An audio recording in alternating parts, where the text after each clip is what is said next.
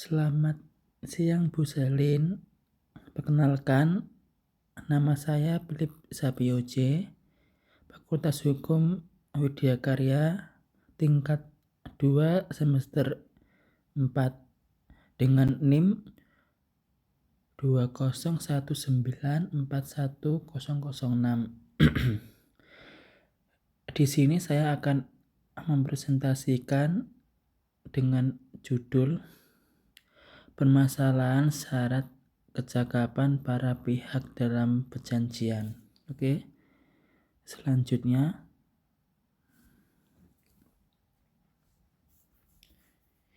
isi dari presentasi atau PPT ini saya bagi menjadi 3. Pertama, latar belakang. Yang kedua, rumusan masalah dan pembahasan. Dan yang ketiga, manfaat saya memilih judul ini dan aturan hukumnya. Selanjutnya, latar belakang. Keanekaragaman pergaulan hidup manusia sejatinya tidak dapat dipisahkan dari pola dan mekanisme tertentu yang dimana pergaulan hidup manusia itu bisa tumbuh dan berkembang yang dipengaruhi oleh kemajuan teknologi dan zaman. Hal ini yang mengakibatkan ketidakseimbangan masyarakat, yang artinya usia tidak menjadi masalah di dalam kemajuan zaman ini, karena teknologi mampu mengubah gaya hidup mereka. Dalam contohnya, perjanjian jual beli online, yang dimana sistem dalam perjanjian ini adalah terbuka, yang artinya orang yang di bawah umur bisa melakukan transaksi elektronik secara suka-suka. Hal ini menjadi perbincangan di bidang hukum karena sistem teknologi ini tidak dapat membuktikan orang itu cakep dalam hukum atau tidak. Selanjutnya, kita masuk dalam rumusan masalah dan pembahasan. Ada 2 rumusan masalah. Yang pertama, bagaimana pandangan hukum perdata tentang jual beli online yang dilakukan apabila pihaknya belum cakap dalam hukum. Dan yang kedua, bagaimana akibat hukumnya apabila jual beli online yang dilakukan apabila pihaknya belum cakap dalam hukum. Pembahasan untuk rumusan masalah. Yang pertama, di dalam suatu perjanjian harus diukur secara bertahap untuk memenuhi ketentuan yang berlaku sesuai dengan prosedur hukum yang berlaku dan yang sudah disepakati oleh para pihak. Expression of will. Ketentuan itu salah satunya adalah bertemu para pihak untuk mengetahui secara jelas identitasnya, apakah dia cakap dalam melakukan perbuatan hukum atau tidak. Apabila hal ini dilakukan secara online dan hanya bertemu melalui media sosial, maka memungkinkan terjadinya kepalsuan identitas atau kesengajaan untuk menjadi cakap. Hal ini tidak bisa dibenarkan begitu saja, karena pada dasarnya perjanjian itu harus disesuaikan dengan pasal 1320 KUH Perdata yang membuktikan bahwa orang itu harus cakap dalam melakukan perjanjiannya. Seharusnya masalah sepele seperti itu harus direvisi lagi untuk kebaikan dan keadilan bersama. Pembahasan untuk rumusan masalah yang kedua, semakin pesat dan berkembangnya suatu sistem perdagangan di Indonesia yang dilakukan secara online melalui media elektronik dengan sistem e-commerce, benar ada permasalahan yang mengakibatkan timbulnya akibat-akibat hukum.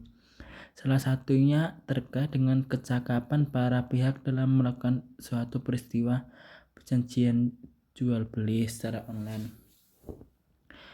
Keabsahan perjanjian jual beli dengan pelanggaran tersebut banyak terjadi terhadap para pihak atau pelaku jual beli online yang salah satu pihaknya belum cakap untuk berbuat hukum.